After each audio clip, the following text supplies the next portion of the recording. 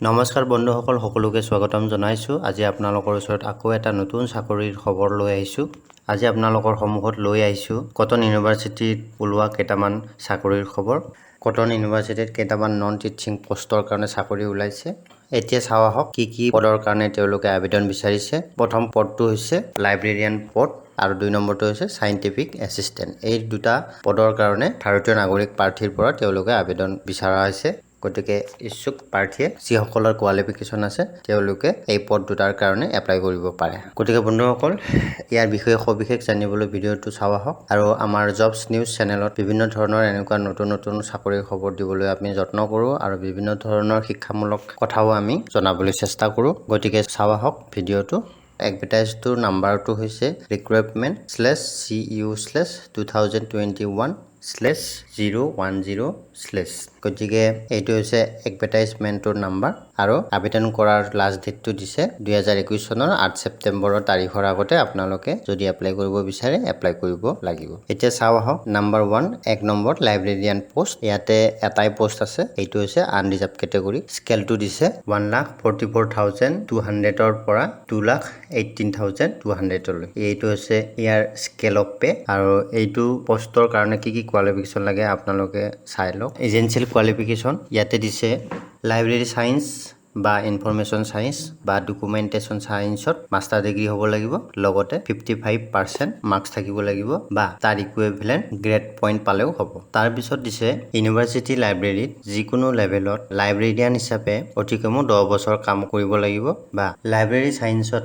Assistant professor, সহায়ক professor বা associate professor বা সহযোগী প্ৰফেচাৰ হিচাপে 10 বছৰ কাম কৰাৰ অভিজ্ঞতা থাকিব লাগিব বা কলেজ লাইব্ৰেৰিয়ান হিচাপে 10 বছৰ কাম কৰাৰ অভিজ্ঞতা থাকিব লাগিব। লগতে কি দিছে লাইব্ৰেৰী ছাৰ্ভিচৰ ইনোভেটিভৰ প্ৰমাণ পত্ৰবিলাক দিব লাগিব।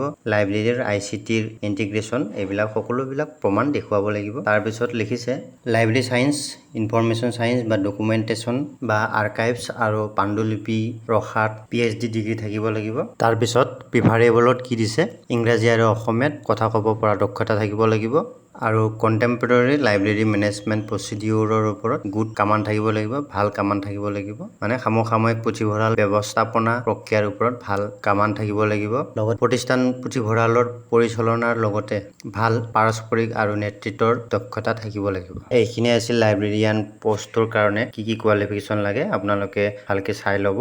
তাৰপিছত লাষ্টত দিছে এই পদটোৰ কাৰণে এজ লিমিট 55 ইয়াৰ্ছতকৈ বেছি হ'ব নালাগিব।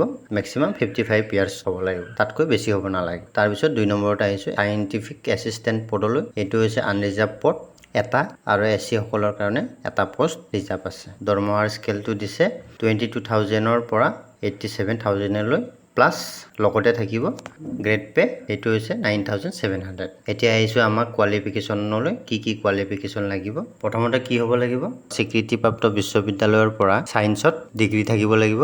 লগতে 55% নম্বৰ থাকিব লাগিব বা ইয়াৰ ইকুইভেলেণ্ট নম্বৰ পালে হ'ব। তাৰপিছত এক্সপিৰিয়েঞ্চলৈ আহিছোঁ। লেবৰেটৰীত বা গভমেণ্ট বা ছেমি গভমেণ্ট বা অট'নমাছ অৰ্গেনাইজেশ্যন বা ৰেপুটেড প্ৰাইভেট অৰ্গেনাইজেশ্যন বা এডুকেশ্যনেল ইনষ্টিটিউটবিলাকত বা শৈক্ষিক প্ৰতিষ্ঠানবিলাকত মিনিমাম 5 বছৰ কাম কৰাৰ অভিজ্ঞতা থাকিব লাগিব, যিবিলাকৰ কম্পিউটাৰ স্কিল আছে তেওঁলোকে। তাৰপিছত দিছে প্ৰিফাৰেবল ইংলিছ অসমীয়া দুয়োটাতে ভাল কথোপকথন ক'ব পৰা দক্ষতা থাকিব লাগিব। লগতে লেবৰেটৰী প্ৰচিডিউৰ্ছবিলাকৰ ভাল জ্ঞান থাকিব লাগিব। কেমিকেলছ বা গ্লাছৱেৰছ এইবিলাকৰ হেণ্ডেলিং থাকিব লাগিব। লগতে ভাল আন্তঃব্যক্তিগত দক্ষতা থাকিব লাগিব। তাৰপিছত কি দিছে experience of handling sophisticated instruments, তাৰমানে অত্যাধুনিক সঁজুলিবিলাক ভালদৰে চম্ভালিব পৰা অভিজ্ঞতা থাকিব লাগিব। এইখিনি আছিল কোৱালিফিকেশ্যন। এইখিনি আছিল সাইণ্টিফিক এছিষ্টেণ্ট পদৰ কাৰণে লগা কোৱালিফিকেশ্যনবোৰ। তাৰপিছত ইয়াৰ বয়সৰ সময়সীমা দিছে 38 বছৰ বয়সতকৈ বেছি হ'ব নালাগিব, মেক্সিমাম 38 ইয়াৰ্ছ। গতিকে বন্ধুসকল আপোনালোকে চালে কি লাগিব। এতিয়া বন্ধুসকল যিসকলৰ কোৱালিফিকেশ্যনবিলাক আছে, যিসকলে ইচ্ছুক প্ৰাৰ্থী তেওঁলোকে আবেদন জনাব পাৰে এই দুটা পদৰ কাৰণে। তাৰপিছত আৰু এটা ইয়াতে তেওঁলোকে নোট কৰি দিছে ভালদৰে চাই লওক কি কি লিখিছে ইয়াত আগতেও লাইব্ৰেৰিয়ান পদৰ কাৰণে এডভাৰটাইজমেন্ট ওলাইছিলে আগতে এডভাৰটাইজ নাম্বাৰটো হৈছে CCSU/ACAD/01/2015 এই নাম্বাৰৰ এডভাৰটাইজটো আগতে ওলাইছিলে লাইব্ৰেৰিয়ান পদ হিচাপে আৰু এটো ওলাইছিলে 2015 ৰ 12 মে তাৰিখে আৰু এই এডভাৰটাইজমেন্টটোৰ কাৰণে যিসকলে অলৰেডি আগতে এপ্লাই কৰিছিলে সেইসকলে কিন্তু আকৌ নতুনকে এই পদ দুটাৰ কাৰণে এপ্লাই কৰিব লাগিব আগৰ এডভাৰটাইজমেন্টটোৰ কাৰণে যেটো এপ্লাই কৰিছিলে হেতু নহব এতিয়া আপোনালোকে নতুনকে আকৌ ফ্ৰেশ এপ্লাই কৰিব লাগিব এটো আপোনালোকে ভুল নবুজিব ভালদৰে শুনি লব কিছুমান টাৰ্মছ এণ্ড কন্ডিশন বিলাক মই পঢ়ি দিছো আৰু যিবিলাক ভেৰি ইম্পৰ্টেন্ট যিবিলাক অতিকৈ লাগতিয়াল সেইবিলাকহে মই পঢ়ি আপোনালোকক দেখুৱাই দিছো যদি আপোনালোকে সম্পূৰ্ণকৈ জানিব বিচাৰিছে মোৰ ভিডিওটোৰ ডেসক্ৰিপচনত থকা লিংকটোত গৈ আপোনালোকে ভালদৰে চাব পাৰে কি ইনষ্ট্ৰাকচন দিয়া আছে কি কেনেকৈ কি এপ্লাই কৰিব লাগে ভালদৰে যদি জানিবলৈ বিচাৰে মই দি দিছো লিংকটো গতিকে মই ইয়াতে একদম লাগতিয়াল কথা সেইবিলাকখিনিহে মই দেখাবলৈ চেষ্টা কৰিছো প্ৰথমতে আহিছো যিসকল ক্যান্ডিডেট বা যিসকল প্ৰাৰ্থীয়ে ইতিমধ্যে আগতে চাকৰি কৰি আছে তেওঁলোকে কিন্তু নো অবজেকশন সাৰ্টিফিকেট এপ্লাই কৰিব লাগিব আৰু প্ৰপাৰ চেনেলৰ যোগেদি এপ্লাই কৰিব লাগিব তাৰপিছত নেক্সট লৈ আহিছো আৰু যিসকল প্ৰাৰ্থীয়ে ৰিজাৰ্ভ ক্যাটাগৰীত এপ্লাই কৰিব তেওঁলোকে কাষ্ট সাৰ্টিফিকেট বিলাক সেলফ এটেস্টেড কৰি জমা দিব লাগিব আৰু বয়সৰ সময়সীমাটো 01/07/2021 এই তাৰিখলৈহে ধৰা হ'ব ক্যালকুলেট কৰা হ'ব তাৰপিছত নেক্সট লৈ আহিছো বন্ধুসকল কেনেকৈ আপোনালোকে এপ্লাই কৰিব হাউ টু এপ্লাই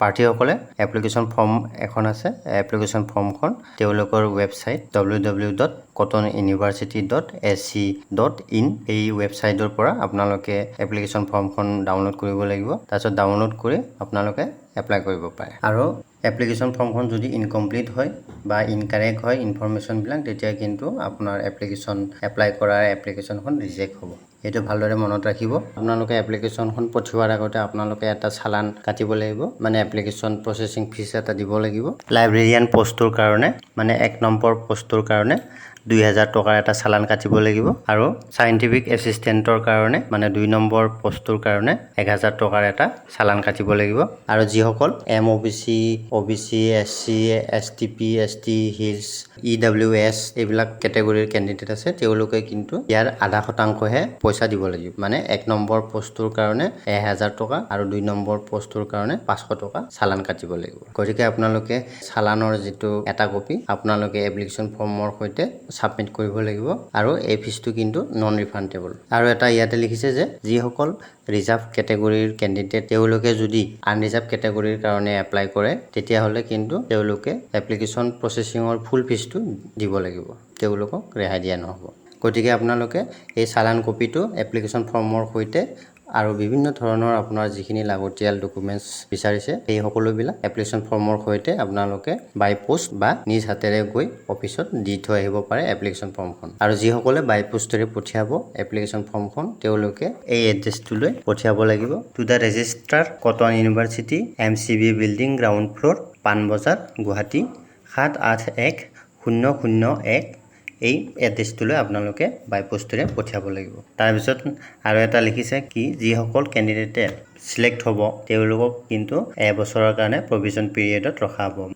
যিসকল প্ৰাৰ্থীয়ে এপ্লাই কৰিব তেওঁলোকৰ শৰ্ট লিষ্ট কৰি তেওঁলোকক ইন্টাৰভিউৰ কাৰণে মাতি পঠোৱা হ'ব বন্ধুসকল এইখিনি আছিল আজিৰ নতুন খবৰটো যদি আপোনালোকে ভাল পাইছে নিশ্চয় আপোনালোকে সাবস্ক্ৰাইব কৰিব আৰু আপোনালোকৰ বহুত সহাৰি আৰু সাপোৰ্ট পাই আহিছো আৰু সেইকাৰণে আৰু মই উৎসাহিত হৈছো ভিডিও বনাবলৈ গতিকে আপোনালোকে এনেদৰে আৰু মৰম চেনে জনাই থাকিব আজিলৈ ইমানতে ধন্যবাদ